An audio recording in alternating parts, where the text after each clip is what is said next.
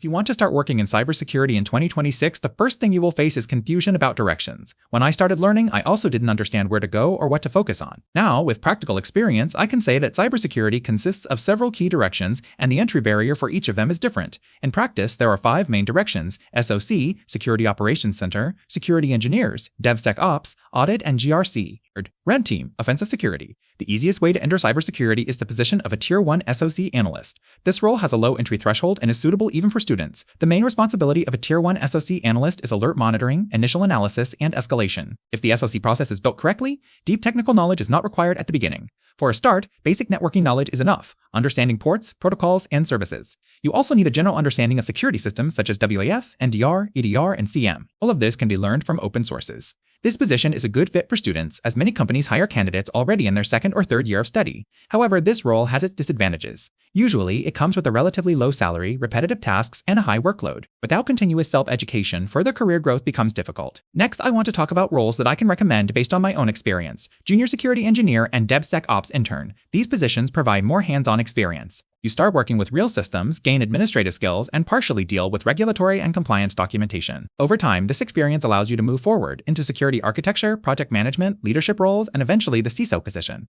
Another advantage of these roles is flexibility. If you get tired of administration, you can move into auditing. If you want more technical depth, you can grow into a Tier 2 or Tier 3 SOC Analyst. You can also transition into architecture or management. If you are interested in the red team direction, you can start as an intern with basic skills in network scanning and vulnerability exploitation to get your first job and practical experience. There is also the purple team option, but this usually requires experience from both the blue and red sides. The disadvantages of the red team path include the difficulty of starting a career. Intern positions are rare, and most companies look for specialists with 2 to 3 years of experience in cybersecurity who want to move into penetration testing and already have real defensive experience. Another downside is a more complex career ladder. There are no clear growth levels, and most positions are in security service provider companies, as very few organizations can afford an in-house red team. A possible way back to the blue team is the vulnerability manager role. Overall, this direction is better suited for enthusiasts who genuinely enjoy penetration testing. Now let's move to DevSecOps. This direction overlaps with security engineering, but the tasks are different.